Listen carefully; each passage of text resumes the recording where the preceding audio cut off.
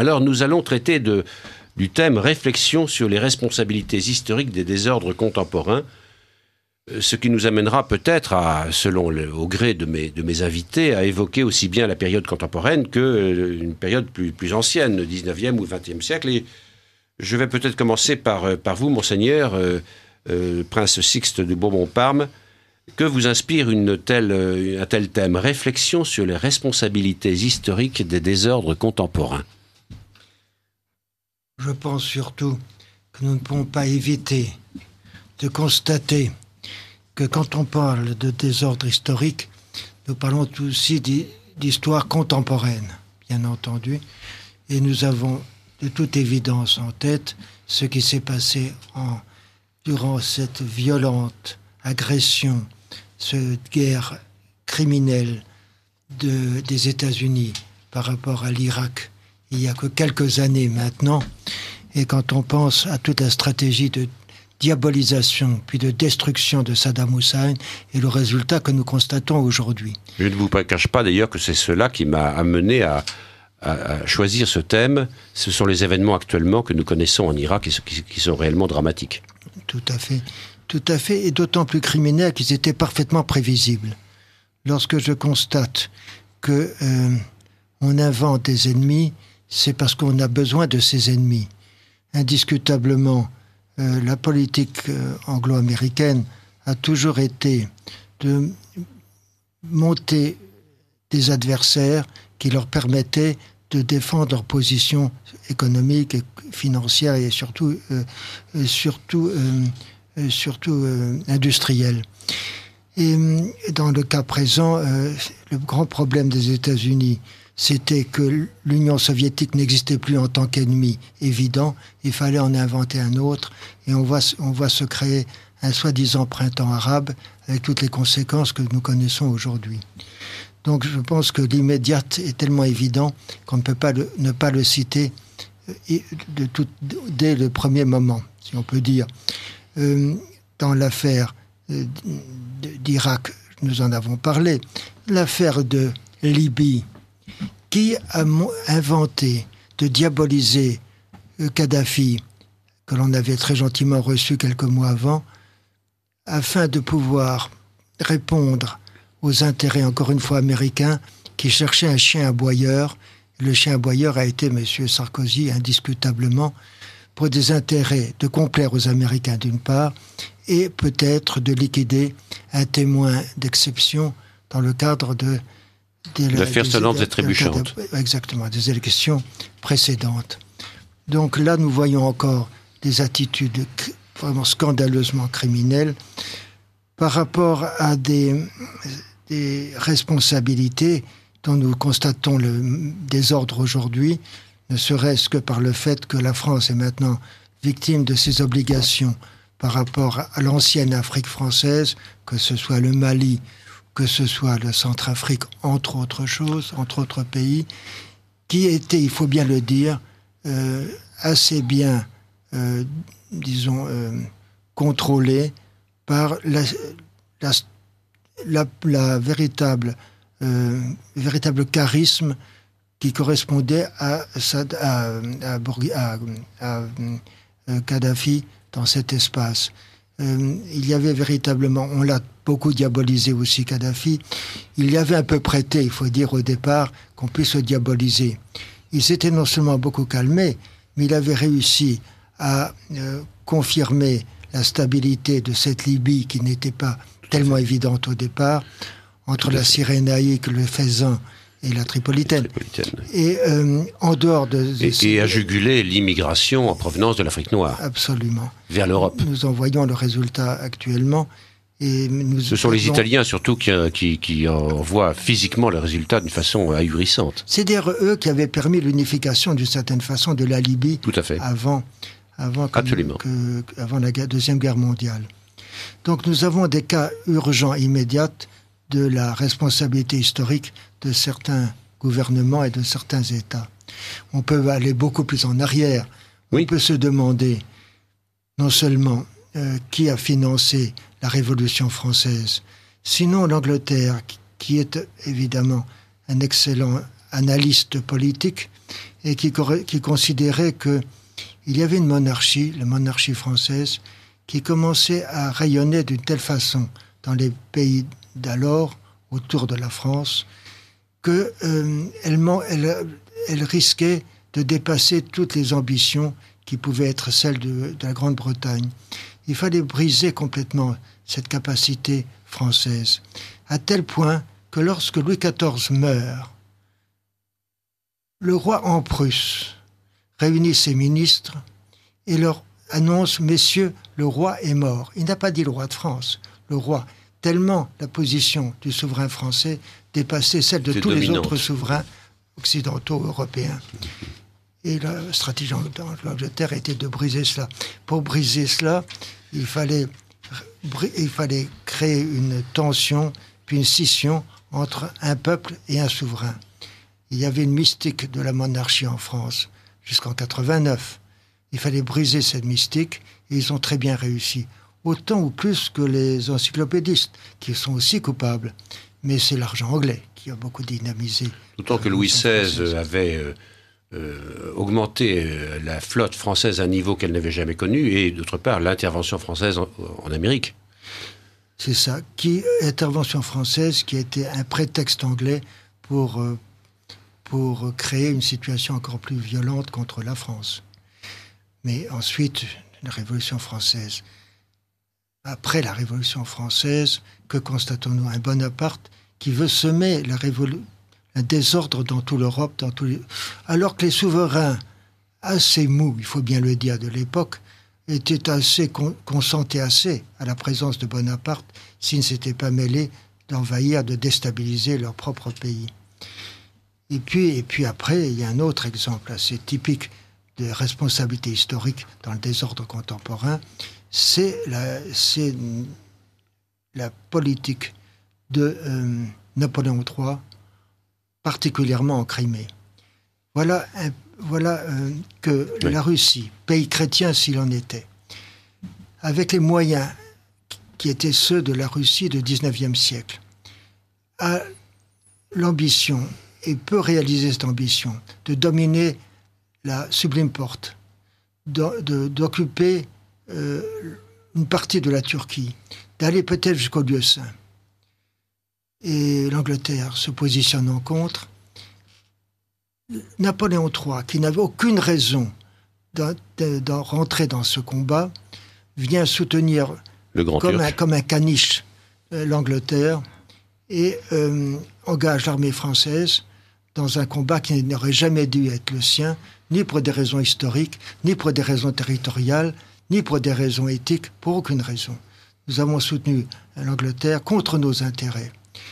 Voilà 3 exemples. Et le dernier, c'est peut-être celui de la Première Guerre mondiale. Et cette guerre mondiale qui a été préparée d'une certaine façon dès les années 1900. Quand l'Angleterre constate qu'il y a 2 pays, la Russie, de l'empereur Nicolas II, et surtout de son Premier ministre, et l'Allemagne de Guillaume II. Ces 2 pays développent une dynamique industrielle très importante. Industrie lourde, industrie de transformation, industrie légère, tout le monde en faisait. Et les Anglais considèrent que s'ils laissent continuer ces 2 pays à développer leur industrie, ces pays seront conduits à exporter les produits de cette industrie par des moyens, évidemment, d'une nouvelle marine commerciale qui concurrencerait la marine commerciale anglaise. Alors que ces 2 souverains étaient apparentés à la reine Victoria. Oui, exactement. De très près, d'ailleurs. De très près. De très près. Ça n'a pas tellement dérangé leur stratégie, pas celle des souverains, mais celle des gouvernements spécifiques de l'époque, puisque Lloyd George, rencontrant mon père en 1919, lorsque mon père, qui le connaissait bien, lui demande de protéger la famille impériale autrichienne qui est entre les mains des terroristes, Lloyd George répond à mon père qu'il le fera volontiers, parce qu'il avait voulu le faire pour la famille impériale russe qui était alliée, elle, des Anglais, et comme vous dites, cousin germain en plus, et Georges V le lui avait interdit. Et il a dit textuellement à mon père, je ne veux pas être coupable une deuxième fois du massacre d'une famille impériale. C'est dire les positions de certains souverains à l'époque. Alors, Monseigneur, vous avez évoqué différents théâtres géographiques, Moyen-Orient, l'Afrique du Nord, l'Europe. On peut évoquer, puisque vous évoquiez la guerre de 14, on peut évoquer également les conséquences de la guerre de 14 qui ont constitué un terreau permettant ultérieurement la Seconde Guerre mondiale. Il est certain que le traité de Versailles, par la suite, Clémenceau, l'attitude vis-à-vis en particulier de l'Autriche-Hongrie, et vous êtes vous-même apparenté très proche de l'impératrice Zita de Habsbourg, les responsabilités, puisqu'il faut citer des noms, Clémenceau, l'Autriche-Hongrie, est-ce que les drames des Balkans que nous avons connus récemment auraient existé s'il n'y avait pas eu cette haine à l'égard de cet empire central catholique qu'était l'Autriche-Hongrie? Là encore, il faut revenir à certains souvenirs précis. La position de l'Angleterre par rapport à la Bosnie-Herzégovine, qui sert de provocateur, provocatrice à ce moment-là, cette position est soutenue par la Serbie, évidemment, et la Serbie est très très proche de l'Angleterre pour des raisons maçonniques. Indiscutablement, les Anglais veulent encore une fois la guerre pour les raisons que je disais tout à l'heure, mais il lui faut des prétextes. Et l'argument sera de pousser par un système de ricochet la Russie à soutenir la Serbie et la Serbie à provoquer la guerre. Et la Russie ne voulait pas tellement la guerre au départ. Indiscutablement, ils ont beaucoup utilisé le grand-duc Nicolas, cousin germain de l'empereur Nicolas II, qui était généralissime et très très lié à ce club maçonnique, donc très obéissant aux intérêts anglais. Et c'est lui qui provoquera chaque fois plus le soutien à la Serbie avec les résultats que l'on connaît. Alors, je rappelle, chers amis auditeurs, le thème de cette émission, et je voudrais chaleureusement remercier Monseigneur le Prince Sixte de Bourbon-Parme d'avoir démarré cet entretien. Le thème, c'est « Réflexion sur les responsabilités historiques des désordres contemporains ». Il y a énormément de désordres contemporains. Il y a eu des transformations de la carte géographique tout au long de ce XXe siècle. Et on a vu beaucoup de frontières se modifier à la fin du XXe siècle, très très récemment, ne serait-ce que l'ancienne Yougoslavie, par exemple, et tout cela. Bon. Et puis, il y a eu bien d'autres désordres contemporains, un peu plus loin dans le XXe siècle, et je m'adresse à Philippe Lamarck. Philippe Lamarck est pied noir. J'ai rendu hommage lors de ma dernière émission du 21 juillet dernier à Pierre Descaves, à feu Pierre Descaves, mon ami Pierre Descaves qui est décédé le 7 mai dernier et qui était un valeureux combattant, défenseur de l'Algérie française. Cette Algérie française a connu des drames, mon cher Philippe Lamarck. Alors, réflexion sur les responsabilités historiques des désordres contemporains. Est-ce que vous seriez amené à évoquer quelques responsabilités ?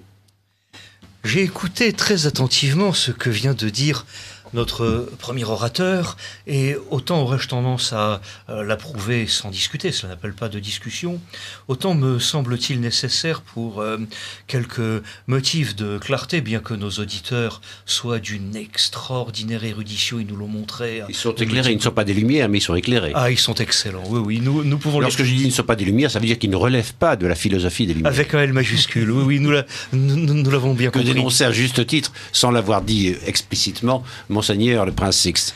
Il m'a semblé précisément chez mon ami de gauche que les questions d'Orient, du roi en Prusse et des services secrets britanniques méritaient peut-être un léger éclairage parce que nos auditeurs ont peut-être capté trop brièvement ce qui vient d'être dit. Aussi voudrais-je apporter de l'eau au moulin de ce qui vient d'être prononcé. Je veux dire par là que la question d'Orient est probablement la plus complexe qui soit en matière de géopolitique.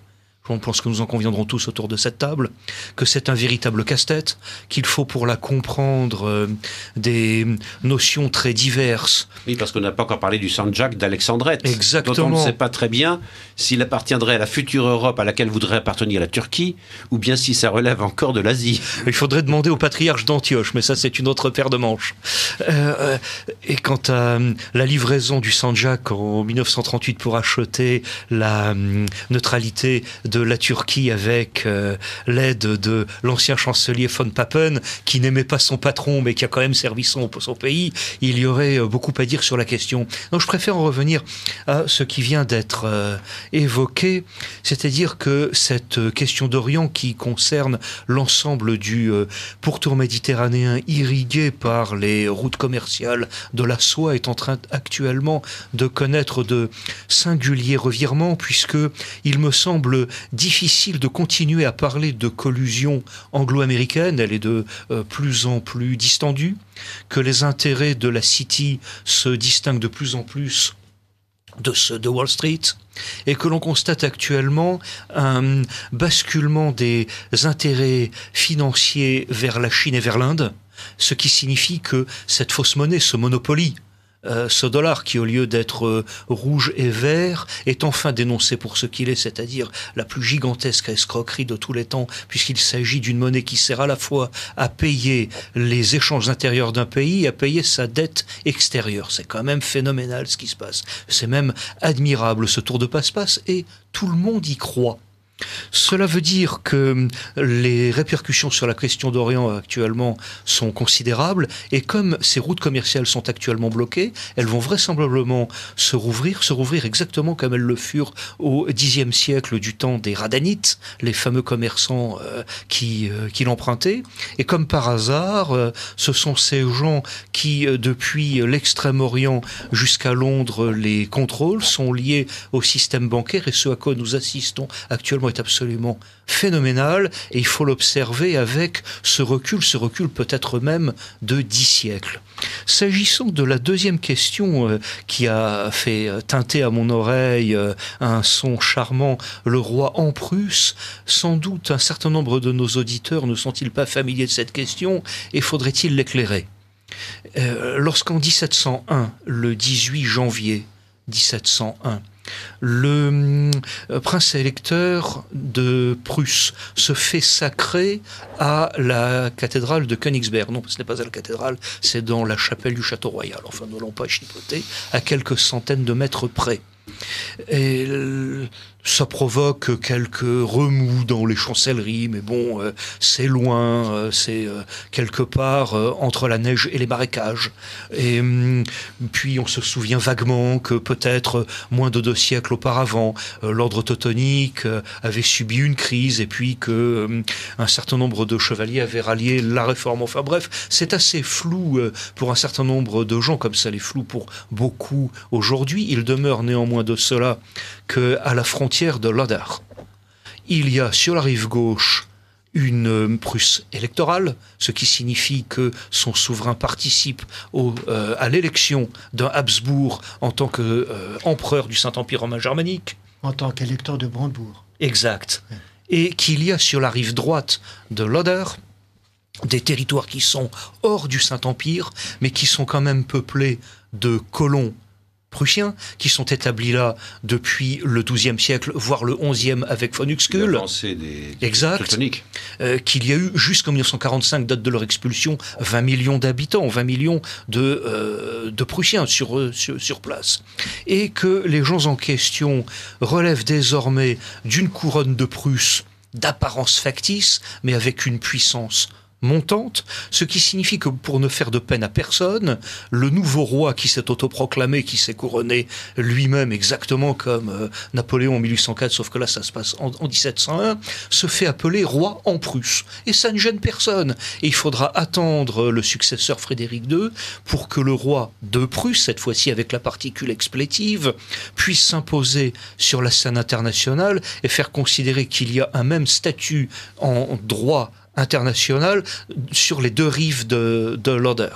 Et là, les conséquences sont incalculables puisqu'elles nous amènent jusqu'au milieu du XXe siècle, date de la dissolution de la Prusse. La troisième question que notre intervenant a évoquée et qui, me semble-t-il, pourrait mériter un petit coup d'éclairage, à défaut de lumière avec un L majuscule, ce serait les services secrets britanniques.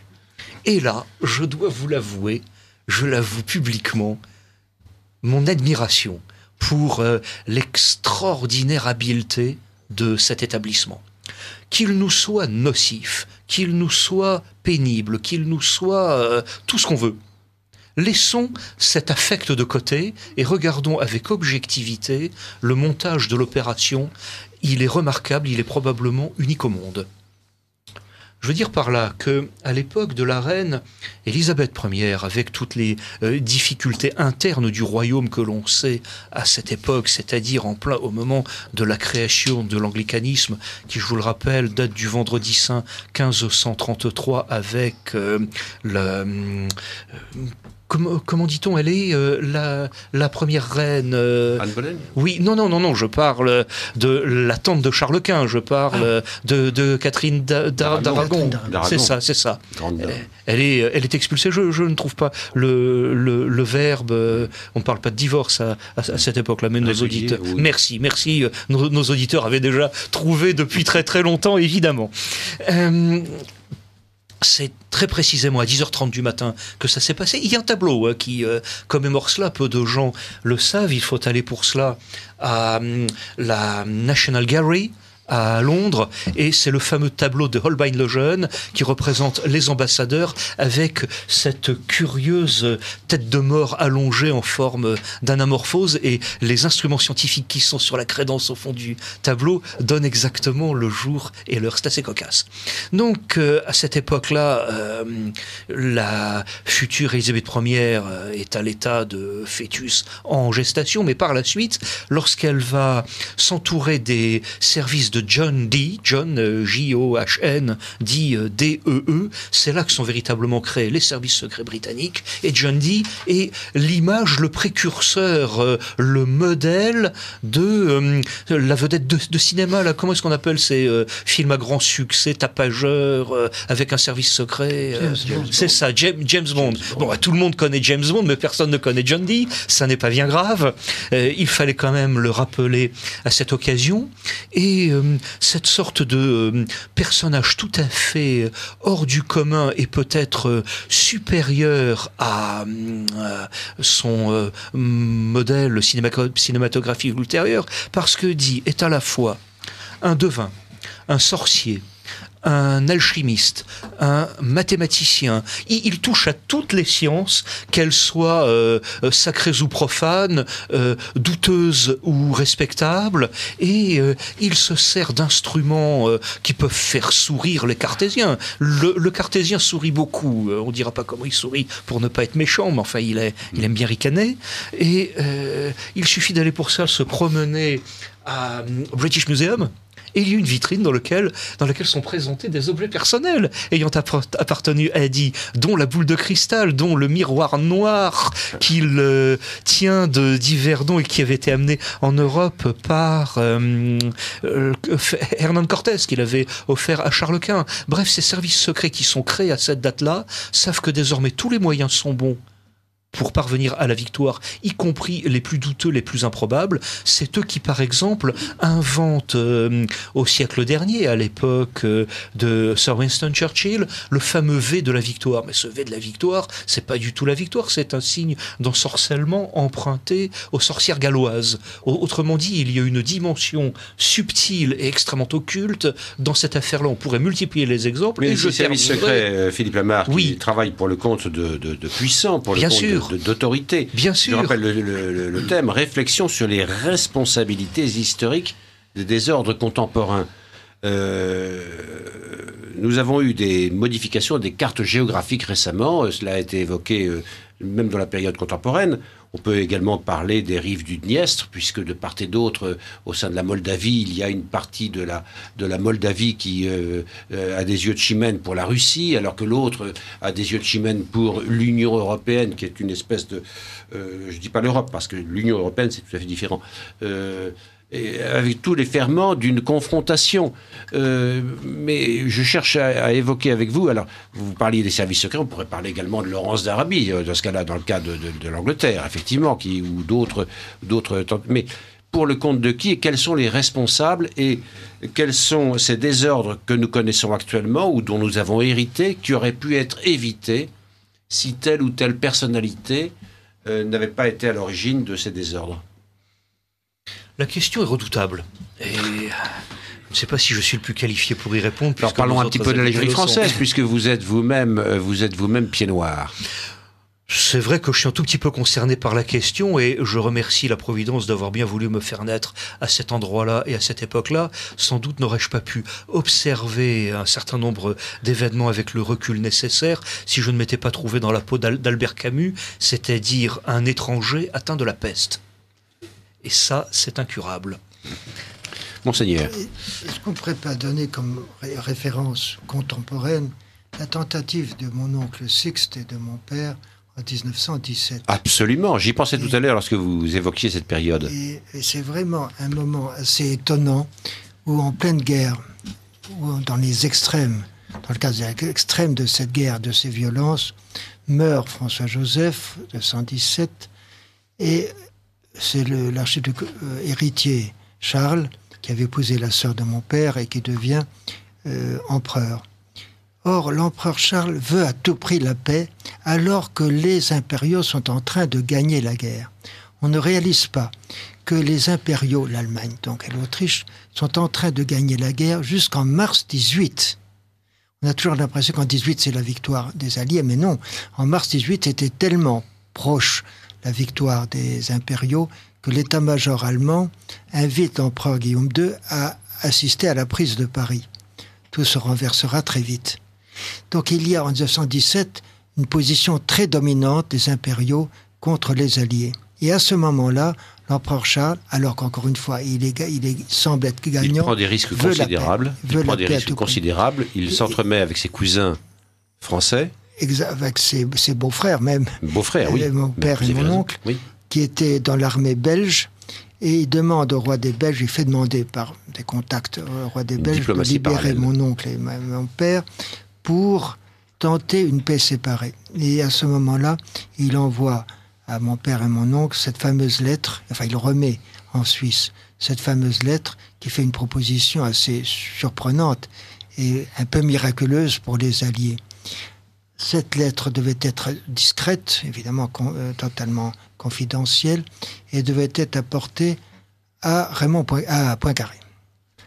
Or, Poincaré avait été très pour la guerre en 14. Mais en 17, il n'est plus du tout pour la guerre. Il a conscience du drame abominable que cette guerre apporte, et il devient en faveur de la paix.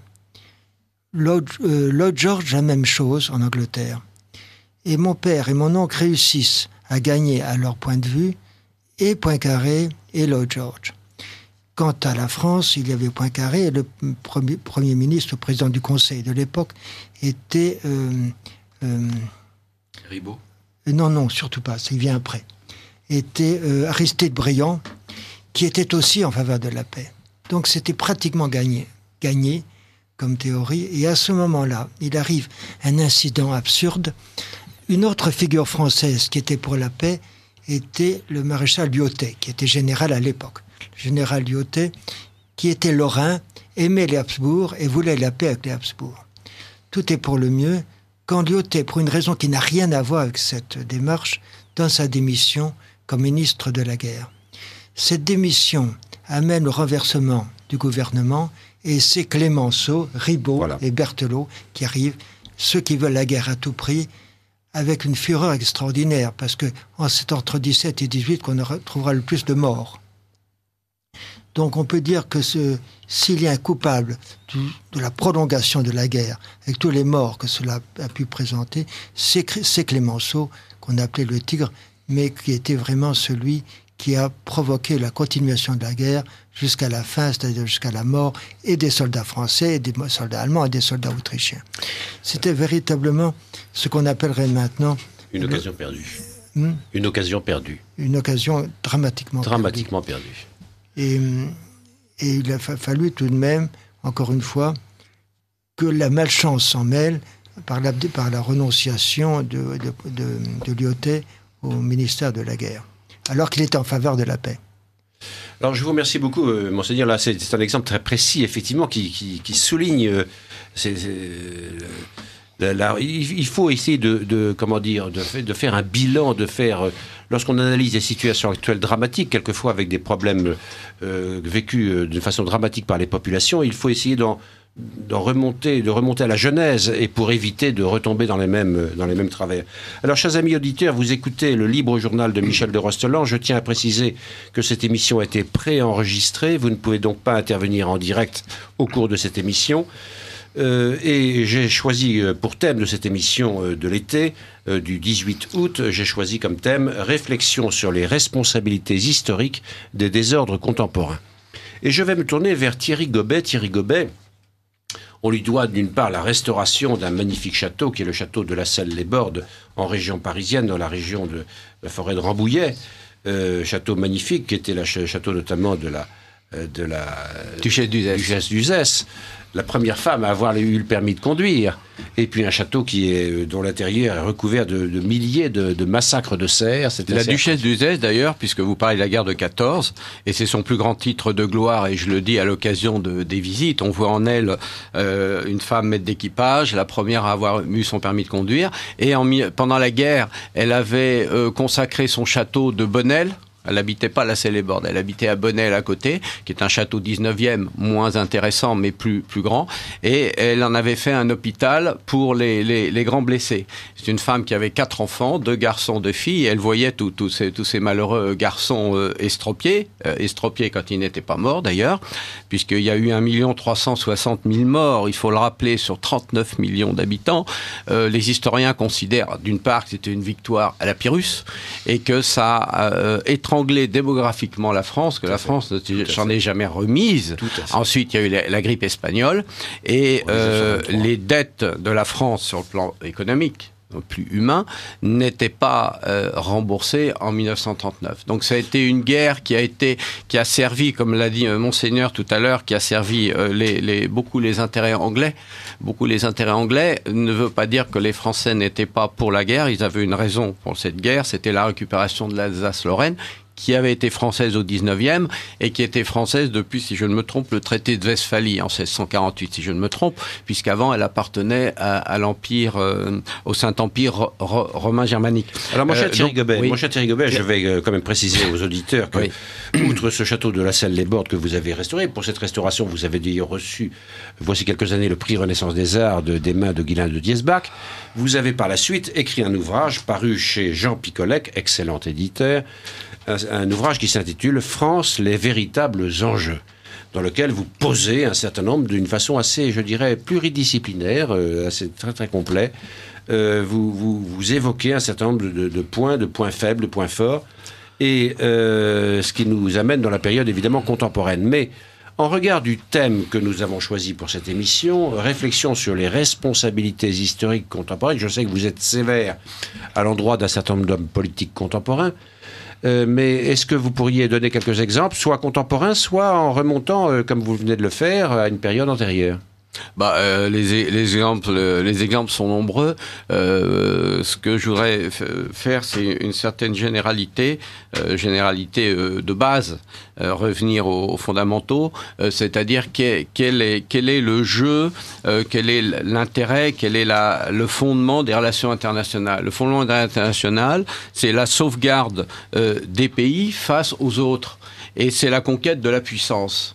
En fait, comme dit le géopoliticien Pascal Gauchon, la politique, c'est un rapport de puissance. Bon, il n'y a pas de cadeau, il n'y a pas d'amitié. Les Américains ne sont pas venus nous délivrer en 1944. Ils ne sont pas venus délivrer. Ils sont venus abaisser, écraser un pays qui était devenu en 1938, il faut le rappeler, donc à un an de la guerre, comme en 1913, à un an de la guerre actuellement, la deuxième puissance industrielle et économique du monde.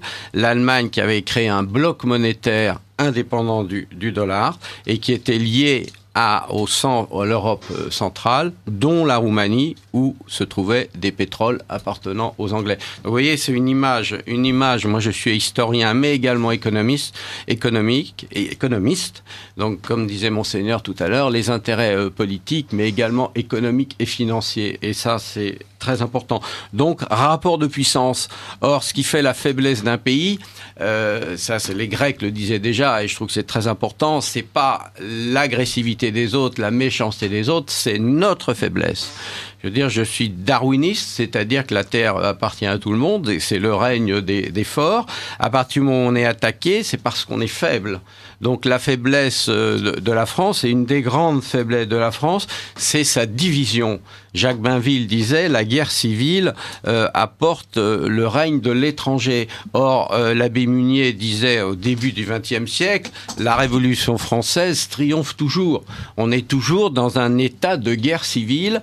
Les Français se disputent, les partis se disputent. Au sein d'un même parti, on se dispute. Tout à l'heure, vous parlez de l'Algérie. Bon, l'Algérie, ça a été une guerre civile. À la fin de la guerre, ce qu'on appelait la libération, que moi j'appelle libération épuration, un certain général de Gaulle, faut pas oublier qu'il a fait tuer et emprisonner plus de Français que d'Allemands pendant la Deuxième Guerre mondiale, et plus de Français que d'Algériens pendant la guerre d'Algérie. Donc la faiblesse de la France, c'est ce manque de patriotisme, ce manque d'unité, et qui est travaillé d'ailleurs par les étrangers. Monseigneur parlait tout à l'heure des Anglais. Les Anglais, à travers la maçonnerie, d'ailleurs, très important, la maçonnerie qui est née en Angleterre en 1717, si je ne me trompe. Donc l'intérêt des Anglais, c'était d'affaiblir la France, mais c'est quand même le cousin du roi, Philippe Égalité, qui a voté la mort du roi. Donc si vous voulez, les Anglais ont intervenu, mais c'est pas les Anglais qui ont fait que vous voyez, bon. Donc le premier problème de la France, c'est cette division. Et d'ailleurs, je retiens, Thierry Gobet, je retiens quand même de votre exposé une phrase qui me paraît importante. Nous sommes, c'est notre faiblesse qui rend l'adversaire ou l'autre puissant. Toujours. Je prends un exemple, mais que je vous demandais de développer le cas échéant, mais actuellement, par exemple, le laïcisme triomphant en France, avec en particulier les lois Taubira, etc., ce laïcisme qui éradique tout l'héritage chrétien, ne crée-t-il pas un vide dans lequel vont s'engouffrer d'autres religions, et en particulier l'islam, tout simplement parce que la nature a horreur du vide? Est-ce qu'il n'y a pas des responsabilités politiques dans le fait on détruit actuellement des églises, on remet en cause un enseignement catholique, et d'autre part, il y a un athéisme militant au sein des assemblées parlementaires. Est-ce que ce n'est pas là une faiblesse qui nous met à la merci de religions plus conquérantes et qui se font respecter, alors que trop souvent nos clercs ne se font eux-mêmes pas respecter? Ah bah tout à fait. Mais il y a pas seulement le côté religieux, il y a le côté. C'est un exemple que je cite. Oui, non, mais un exemple très important, notamment face à l'islam. D'ailleurs, les musulmans, quand on parle avec des musulmans qui réfléchissent, des musulmans cultivés, on apprend que leur grief à l'encontre du monde occidental, c'est pas tellement d'être chrétien, c'est d'être non croyant. Absolument. Vous voyez, mécréant. C'est-à-dire leur mépris. Et à propos des musulmans, d'ailleurs, on a tendance à oublier parce qu'on confond les gens qui sont dans nos banlieues actuellement. C'est une sorte de reconquête. Moi, j'ai de plus en plus le sentiment. On critique le voile, mais on porte le string. Tout à fait. Oui. J'ai de plus en plus le sentiment, parce que je connais bien la guerre d'Algérie. J'étais trop jeune pour la vivre, mais enfin, je me souviens de l'appel du général de Gaulle, les appels et les reniements. Ça m'avait beaucoup marqué. J'étais très jeune, et surtout que c'était plus qu'un homme politique, c'était un homme en uniforme, si vous voulez. Donc, il avait violé ses serments. Et j'ai rencontré beaucoup de gens qui ont fait la guerre d'Algérie. j'ai eu même des amis qui ont été en prison, eh bien, ce qui a fait la force, si vous voulez, la force de ces gens-là, c'est évidemment notre faiblesse. Mais il faut savoir que pendant la guerre d'Algérie, et je le dis toujours, c'est très important, vous aviez des musulmans qui combattaient pour la France, alors que les porteurs de valises étaient des Français. Si vous voulez, ça, c'est très très important. Vous avez tout à fait raison. Donc, comme faut le souligner, et notamment à Oran, c'est un exemple extraordinaire, parce que les gens, aujourd'hui, vous leur dites musulmans, c'est les jeunes manipulés, ne serait-ce que par nos médias et par l'éducation nationale, qui brûlent les voitures. Bon. Absolument. Mais c'est pas seulement ça, les musulmans, non seulement les harkis, mais ceux qui sont combattus pendant la guerre de 14 et la guerre de 40 pour la France. Et je vous donne un exemple bien précis. Pendant les événements d'Oran, alors que la population occidentale se faisait massacrer et que ordre avait été donné par le pouvoir français, donc le général de Gaulle, juste après le 1er juillet 1962. Voilà, et de ne pas sortir, et que le général Katz a obéi aux ordres, laissant les Occidentaux, pas seulement les Français, se faire massacrer. Il y a un lieutenant, mais il n'y a pas que lui, dont on a le nom, un lieutenant musulman, qui a désobéi aux ordres et qui est allé sauver des Européens. Donc vous voyez, il ne faut pas mettre tout le monde et la dans France n'a pas été glorieuse puisqu'elle a refusé, elle a désarmé ses propres soldats musulmans. Tout à fait. Et a refusé de les rapatrier en France, alors les laissant aux mains des égorgés. Voilà, donc ça montre bien que ce sont nos divisions qui font que, d'ailleurs, en Indochine, d'abord la guerre de 40, déjà les Français étaient vaincus. Les guerres ont été vaincus. En Indochine, on n'a pas perdu la guerre, on a perdu une bataille. Mais le gouvernement voulait qu'on parte. La guerre d'Algérie, militairement, on l'a pas perdue. On le sait maintenant. Les accords avaient été faits en haut lieu. La France n'était plus une grande puissance. Donc le sous-titre de mon livre, sortir du système et renouer avec la puissance. Lorsqu'on est faible, on subit. Lorsqu'on est fort, on ne subit plus. Or, en juin 40, on a perdu notre empire.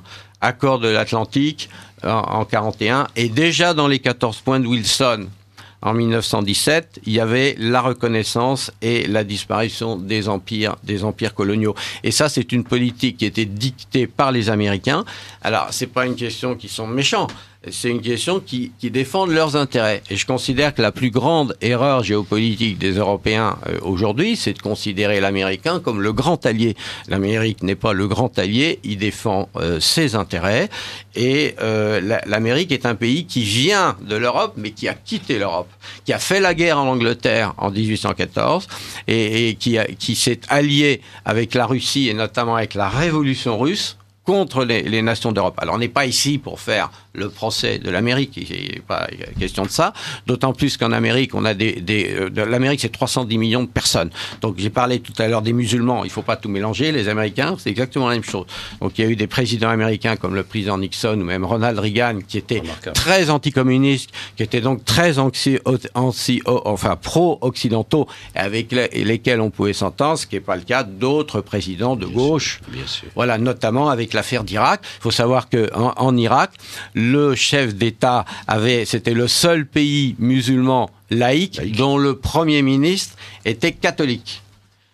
Et c'était un pays qui n'investissait plus ses pétrodollars aux États-Unis et qui avait créé des accords privilégiés avec l'Europe, qui n'était pas aligné sur Moscou ni sur les États-Unis. Mis en place par les États-Unis, Saddam Hussein avait été formé à la CIA et ensuite il a été armé par l'Iran. Donc le jeu des Américains, tout à l'heure on a parlé d'Angleterre. Non, excusez-moi, il était utilisé par les États-Unis contre l'Iran. Oui, tout à fait, oui, c'est ça, c'est ce que je veux dire. Oui. Tout à l'heure, Monseigneur a parlé des Anglais, c'est très intéressant parce qu'en fait, comme disait Paul Morand, les États-Unis filent de l'Angleterre. Donc la politique américaine, avec beaucoup moins de subtilité que les Anglais, reprend la politique anglaise. Je crois que c'est Sorel qui disait la politique anglaise est écrite dans le livre de ses marchands. Donc il n'y a pas une vision géopolitique d'envergure, c'est ce qu'a dénoncé d'ailleurs Richard Nixon, mais il y a une défense des intérêts. Donc vous preniez l'Irak tout à l'heure. L'Irak, c'est non seulement le pétrole, c'est un voisin dangereux, Israël, bien sûr, parce qu'on sait que la communauté est très importante là-bas, c'est la première du monde cette année, même plus importante qu'en Israël, et la suppression d'un bloc laïque qui était capable de créer ses propres richesses et d'être un rival. Alors que la politique américaine, ça a été le cas avec le communisme et c'est maintenant avec l'islam le plus dur, c'est-à-dire échange, c'est très important, échange matières premières contre produits manufacturés.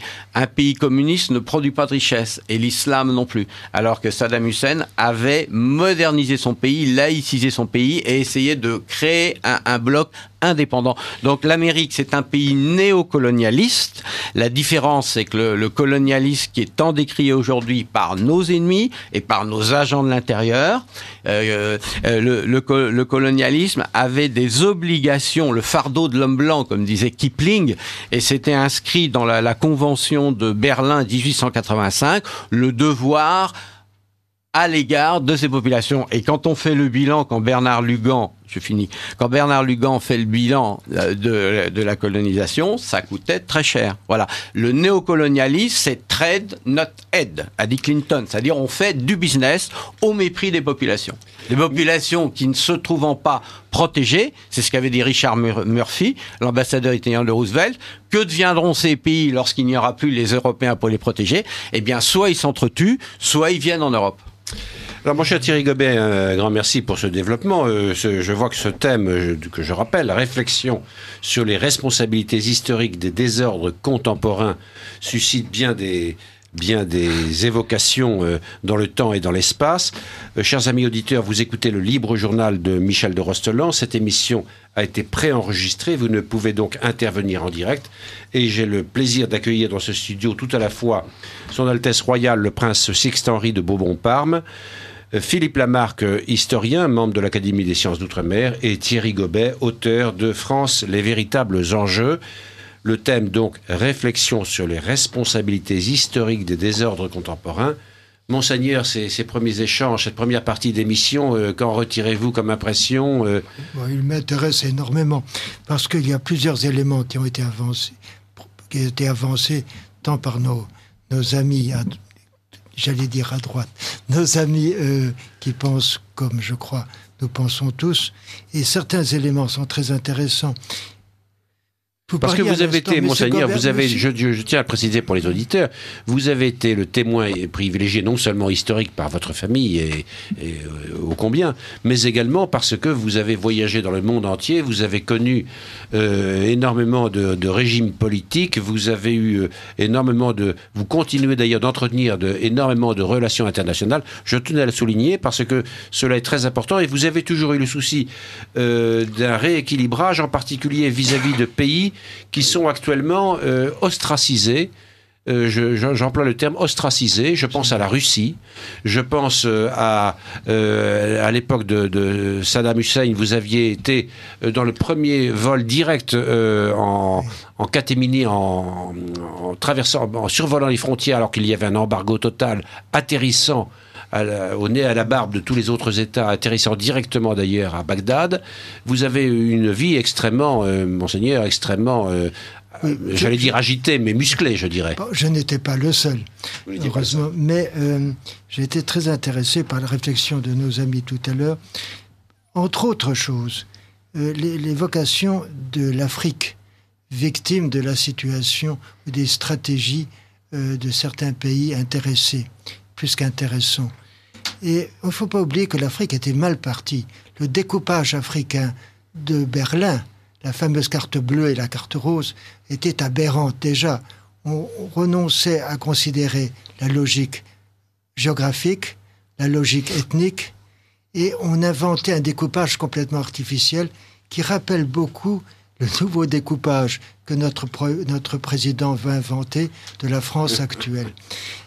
Une France qui nie ses provinces. Absolument.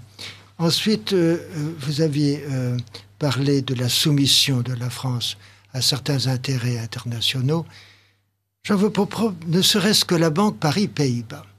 C'est quand même extraordinaire que une banque française doive se présenter comme coupable aux États-Unis, tout simplement parce que l'embargo américain avait été décidé contre l'Iran, contre le Soudan. Mais à quel titre devons-nous obéir à l'embargo américain? Personne ne l'a soulevé.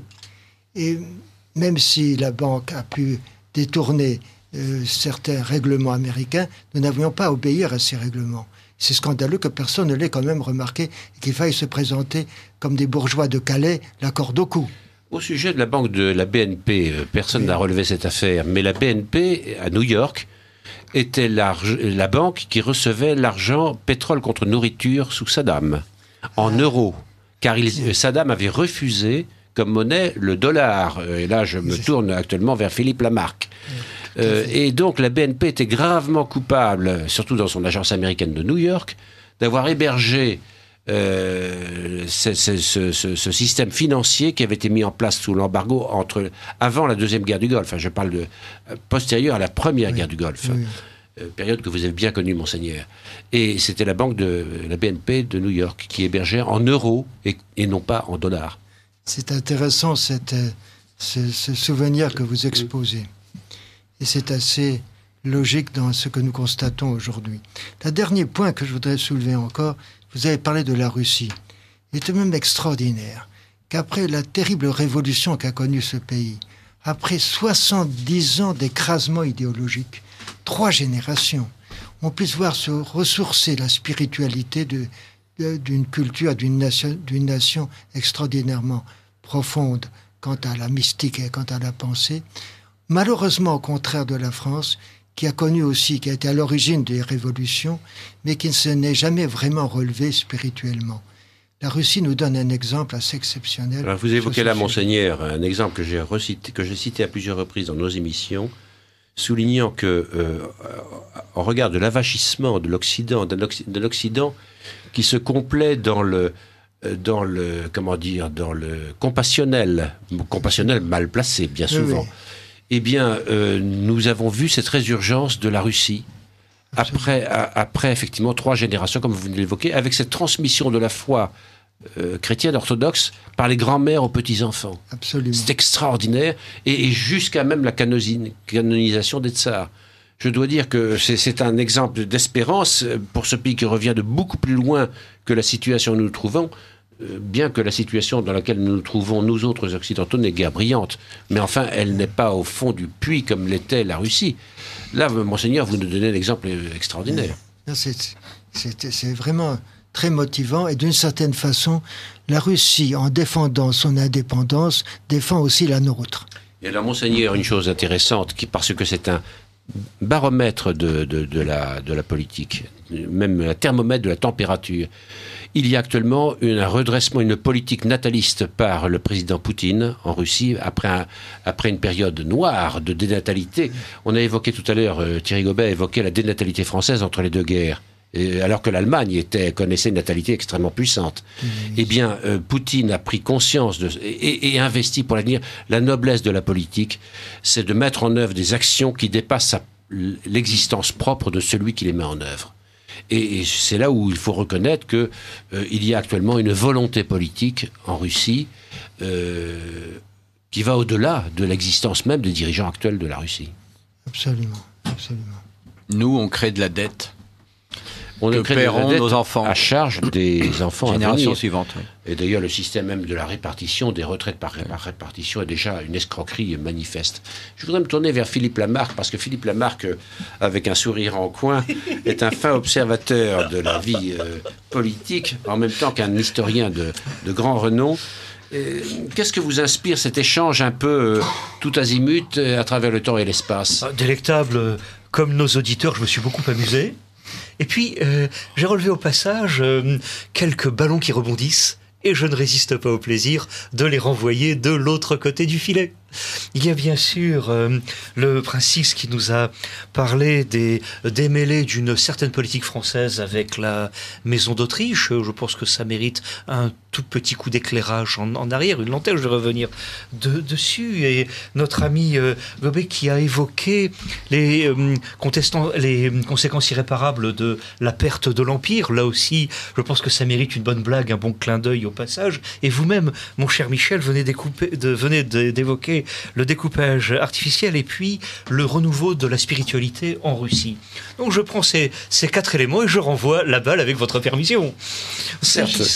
de cette constante de germanophobie pathologique qui caractérise une part des élites françaises et qui a été inculquée par les hussards noirs de la République avec la complicité de toute la gamme politique, me semble-t-il, nous en sortons à peine et ça n'est pas tout à fait gagné. Et je crains fort que la maladie ne remonte fort loin parce que...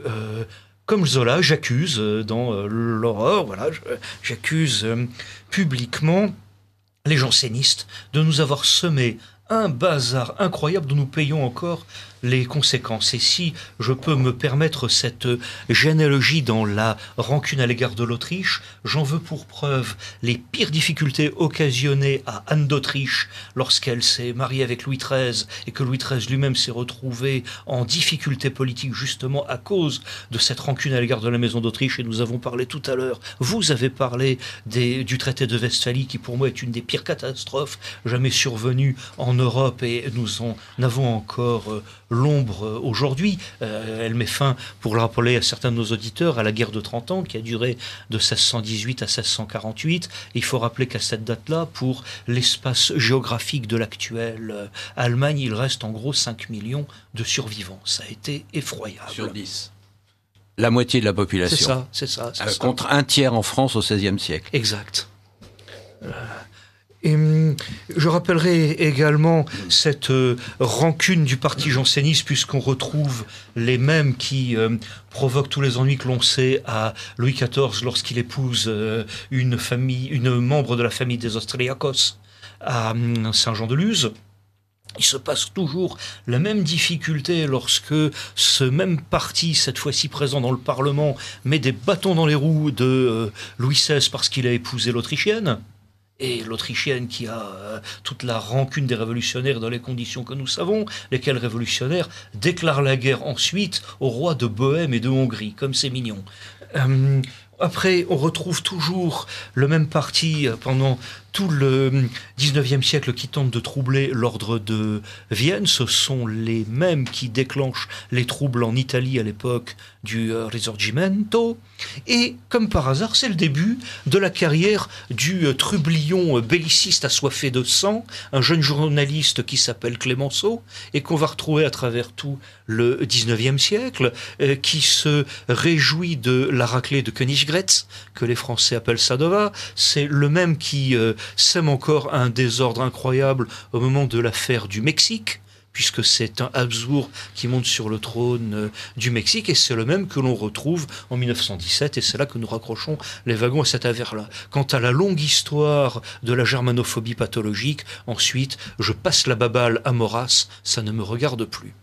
S'agissant maintenant d'un autre aspect que vous avez bien voulu citer, mon cher Thierry, vous avez parlé de la perte de l'Empire. Là, je ne résiste pas au plaisir de rappeler la citation de l'amiral Darlan: « La France sans l'Empire, ça n'est rien.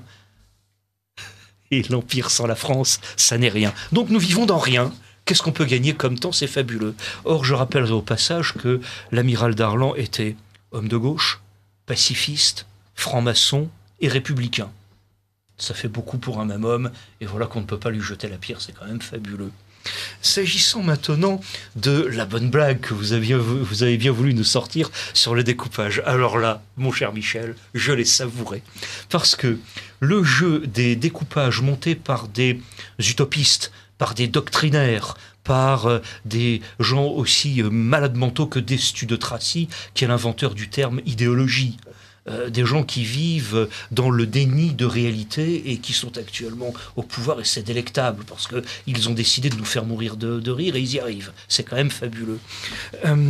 Ce découpage, j'observe avec joie la façon dont se construit ou se détruit, je ne sais pas, le puzzle. On a l'impression de se retrouver dans un scénario de Michel Audiard. Je vais le disperser façon Pulse. On est dans les tontons flingueurs. Tout à fait. Et là, nous les voyons découper. Ce qu'il y a, c'est que c'est dramatique pour les populations. Ah, mais moi, j'aime beaucoup les tontons flingueurs. Oui.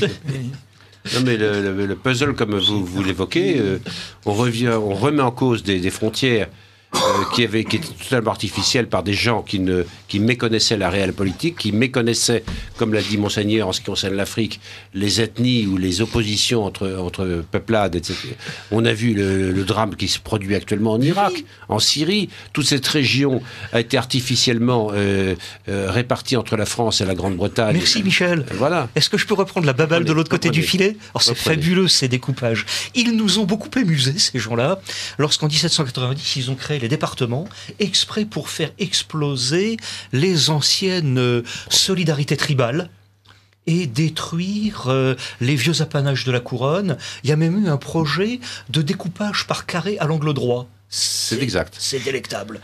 Et ayant décidé de nous faire rire, De Gaulle, enfin le chef d'État qu'on a eu comme créateur de la Ve République, lui, a inventé les régions par la réforme de 1969. Alors on pouvait s'attendre tout d'un coup à une logique, à une raison, enfin où on peut trouver plein de termes. Que nenni, on regroupe des départements. Pardonnez-moi, je continue à rire. Et quant à l'actuel projet de regroupement, je le trouve encore plus drôle. Non, mais il est saisissant. Nos amis allemands de l'UE, j'appelle plutôt ça la Bundesrepublik avec des États vassaux, et ça marche très bien. Au demeurant, on ne va pas leur jeter la pierre, et si ça marche pour eux, tant mieux. L'UE, c'est l'Union européenne. Oui, c'est ça. Oui. Merci, oui. Michel. Ces gens-là qui ont des Länder ont décidé de lenderiser l'Europe. Il y a donc une logique devant laquelle je m'incline parce que elle est tout à fait respectable. Enfin, je veux dire qu'il y a des gens qui ont conçu un plan et qui fonctionnent. À partir de là, les Länder tels qu'ils existent depuis la réunification correspondent à peu de choses près à ce qu'était... Oui, mais la différence, c'est que l'Allemagne est un État fédéral, ce qui n'est pas le cas de la France. Et correspond à des réalités, c'est-à-dire qu'il y avait des anciens royaumes, duchés, principautés, tout ce que vous voulez, qui ont gardé les noms correspondant aux anciens apanages et qui aujourd'hui ont comme patron des ministres de Länder.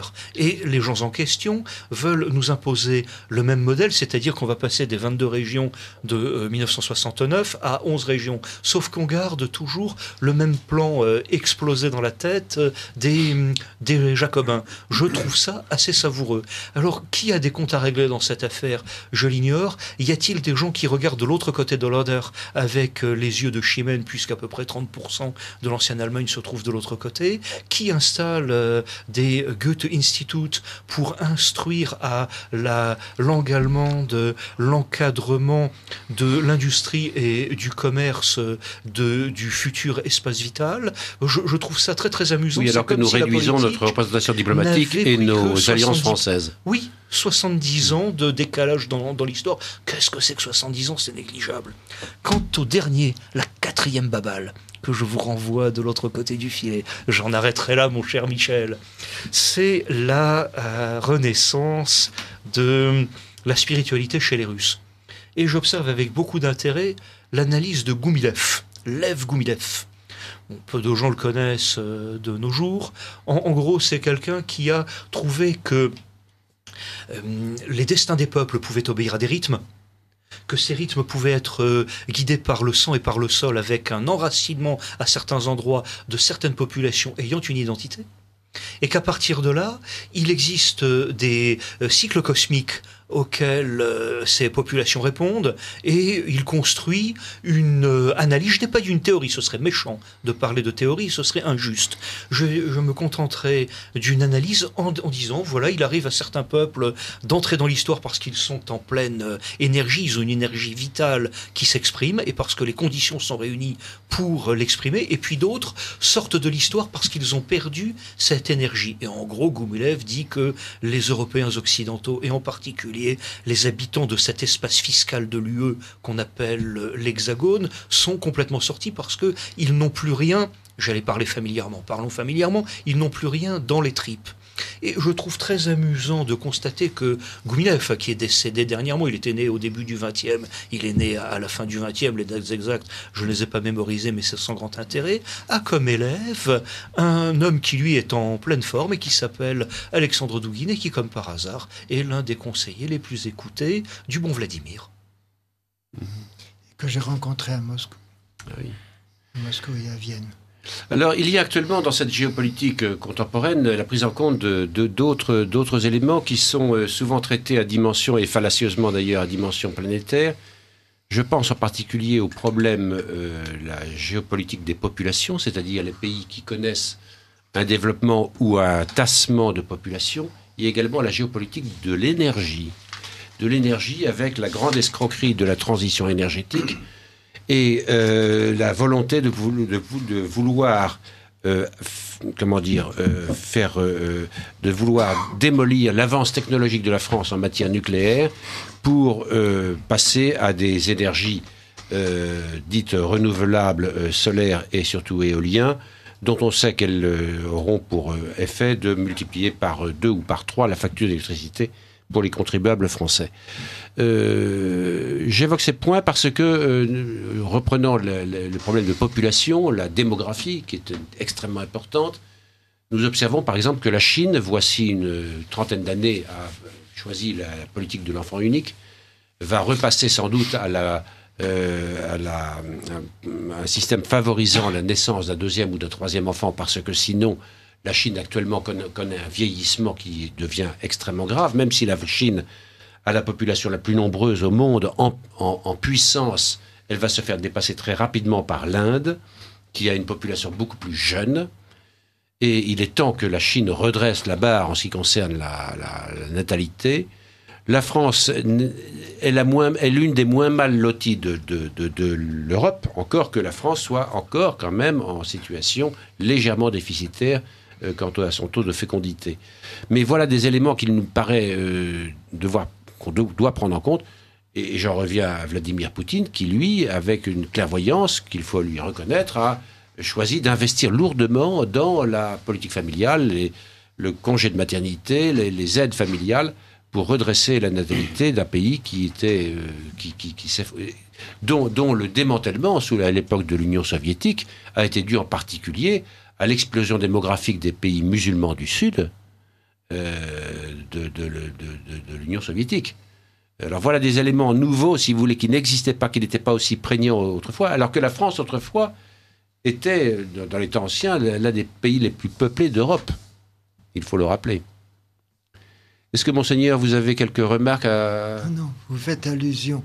Enfin, vous ne faites pas allusion, mais il y a un rapprochement avec un livre de Madame Carrère d'Ancos, L'Empire éclaté, il y a 15 ans. Mais peut-être elle s'est trompée sur l'avenir du régime, mais elle ne se trompait pas sur le danger de la réduction de la population. Et qu'elle pensait, à juste titre, que la population d'origine musulmane saurait très rapidement dépasser la population d'origine occidentale. Caucasienne. C'est ce qu'elle dit, caucasienne. Alors nous avons d'ailleurs en France le seul pays, le seul département, puisque nous parlions de département avec Philippe Lamarck tout à l'heure, qui évoquait ce souvenir, le seul département qui connaisse un taux de fécondité largement bénéficiaire, le seul, c'est le 93, que certains appellent le 9-3. Vous comprendrez pourquoi. Thierry Gobet, est-ce que vous avez quelques remarques sur ces responsabilités, en particulier dans l'époque contemporaine, ces responsabilités des désordres contemporains? Vous parlez de la démographie ? La démographie, l'énergie, les relations internationales, le terrorisme, que sais-je encore?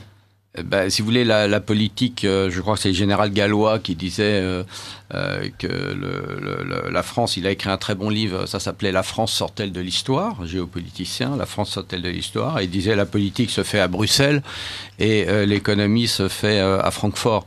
Moi, je dirais beaucoup aux États-Unis, puisque dans un des paragraphes de l'OTAN, la politique étrangère européenne doit être conforme à la politique étrangère américaine.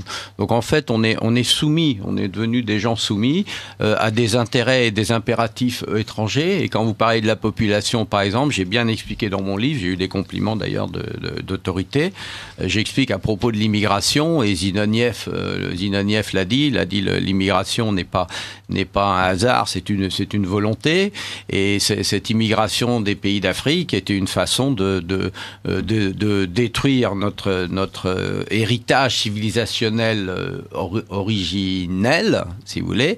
Les révolutionnaires voulaient créer un homme nouveau, ce qui a été repris par les marxistes. Ils voulaient créer un homme nouveau.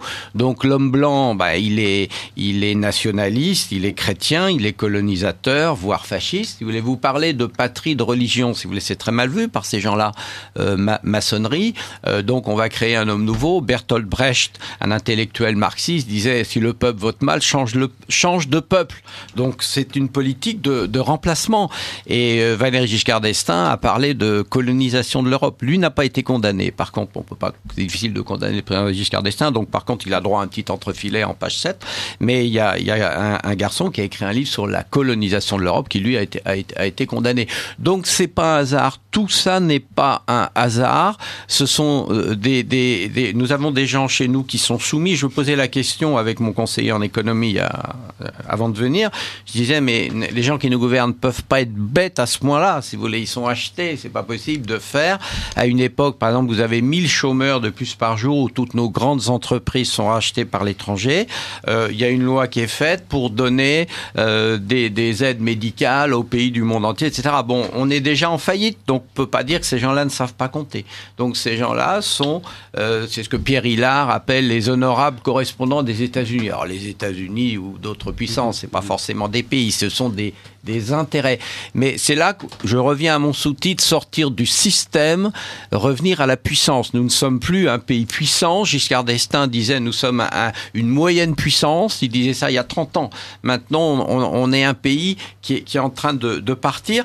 Et j'ai rencontré l'ambassadeur d'Allemagne, je peux le dire, l'ambassadeur d'Allemagne dans une réception privée il y a quelque temps, et qui m'a dit que les chiffres de l'économie de l'Espagne étaient meilleurs que les chiffres français. Et ça, on le sait. Alors pourquoi la France ne fait-elle pas faillite ? Parce que si la France fait faillite, c'est toute l'Europe, si vous voulez. C'est toute l'Europe, c'est l'euro. Bon, donc on est à un point de détérioration. Tout à l'heure, vous parlez de la démographie. On nous dit la France a une démographie saine. Non, c'est pas vrai. Elle n'a pas du tout une démographie saine. Le pourcentage, les femmes d'Afrique, c'est 4,9. Les nord-sahariens, ça veut dire, etc. Bon, il n'y a pas de racisme ici, je veux dire, mais c'est plus une population française. On le voit lorsqu'il y a un match de football à Algérie et à la France. Ces gens-là, il y a eu des statistiques qui ont été faites, ne se considèrent pas du tout comme français. De toute façon, à l'éducation nationale, on leur apprend que tout le mal qu'a fait la France. Ce qui me choque beaucoup, si vous voulez, c'est que nos élites, qui sont âgés, je parle d'élites âgées, ne bougent pas, ne disent rien, ne font rien. En 83, par exemple, les socialistes, je reviens à l'économie parce qu'il y a l'idéologie, mais en économie, ça c'est facile, c'est comptable. En 83, on a doublé les frais de succession par 2. Donc on a augmenté de 100%. Donc on a ruiné nos enfants. Je veux dire, qui a bougé, qui a dit quelque chose. Vous voyez, c'est tout le temps comme ça. Donc les peuples ont les gouvernements qu'ils méritent. Alors les seuls qui réagissent, c'est ceux qui partent. Vous avez des gens, des grosses fortunes. Moi, j'ai envoyé mon livre à des gens très importants, grosses fortunes. Je les ai cités dans mon livre, je les ai défendus. Il n'y a eu aucune réaction. On aurait pu dîner ensemble. Il y en a un qui a un château à 10 km de chez moi, un des plus grands patrons français, une des plus grandes fortunes du monde. C'est facile de savoir qui c'est. Bon, j'ai envoyé mon livre, il m'a accusé de réception. On aurait pu prendre un verre ensemble. Ça ne les intéresse pas, si vous voulez. Le fait d'être patriote, le fait d'avoir une vision de défense du groupe, si vous voulez, de nos racines, ça a été considéré par les attaquants du système, si vous voulez, c'est la doctrine Sun Tzu, si vous voulez, c'est d'attaquer la civilisation dans les racines. Bon, ces gens-là n'ont même plus cette conscience. Et en Allemagne, une des forces de l'Allemagne, on dit c'est la discipline, c'est le travail, c'est l'organisation. Oui, très bien, d'accord. Mais il y a aussi le patriotisme. Quand vous allez en Allemagne, moi la première fois que j'ai été en Allemagne, je suis cavalier, j'étais très étonné. On parlait d'un grand marchand allemand et on disait il ne fait rien pour l'Allemagne. C'est un discours qu'on n'entend pas en France. Donc là-bas, si vous voulez, il y a une vision, il y a une fierté malgré ce qu'on leur met sur le dos pour la dernière guerre, et celle d'avant encore, il y a encore cette fierté. Et c'est cette fierté, et chez nous, il y a des jeunes, si vous voulez, vous avez le mariage pour tous, vous avez les veilleurs, vous avez aussi la génération identitaire, bon, à condition qu'ils commettent pas d'excès, j'ai toujours peur qu'il y ait des gens qui infiltrent, etc. Bon, vous avez des jeunes qui ne partent pas, parce que d'après des statistiques de Nicolas Bavrez, 79% des jeunes diplômés cherchent à quitter la France.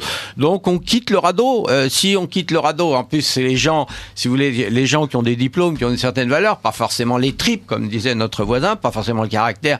Si les gens compétents partent et qu'on fait rentrer, c'est à peu près 500 000 étrangers par an. Hein. Les chiffres officiels, c'est 300 000, plus les naissances, avec une croissance de 0 depuis 5 ans. Vous savez, la situation de la France est catastrophique, mais je dis que c'est la responsabilité de tout le monde.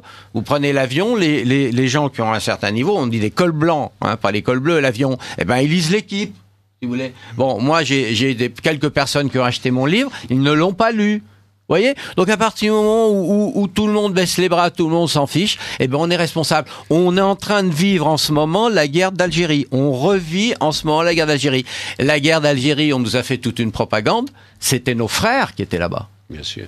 Alors, je voudrais remercier Thierry Gobet de d'avoir parlé non seulement avec son cerveau, mais également avec ses tripes, avec son cœur. Et il a raison.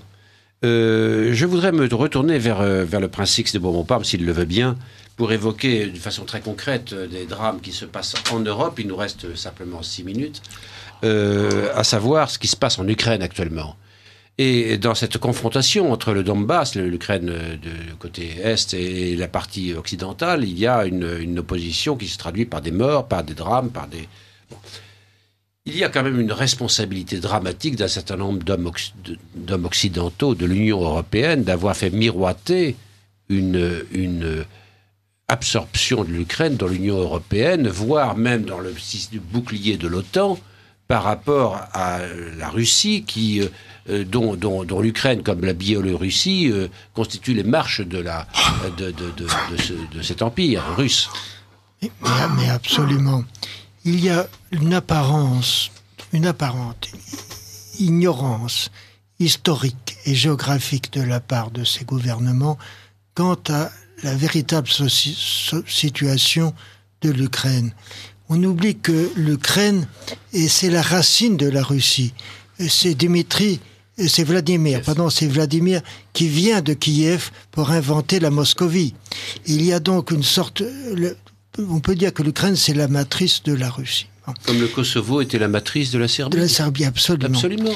Donc, ignorer cela, c'est tout ignorer de l'esprit et de la réflexion. Parce que je voudrais quand même évoquer ce que j'avais dénoncé comme étant le ministre des Affaires étrangères, tant sous Sarkozy que Hollande. Il s'appelle M. Bernard-Henri Lévy, qui, de Benghazi, téléphone, relations familiales par le biais de Carla Bruni, rejoint directement Sarkozy, qui, sans même aviser son ministre des Affaires étrangères, déclenche, j'allais dire le feu nucléaire, j'exagère, mais enfin, bon, lance l'opération anti-Libye.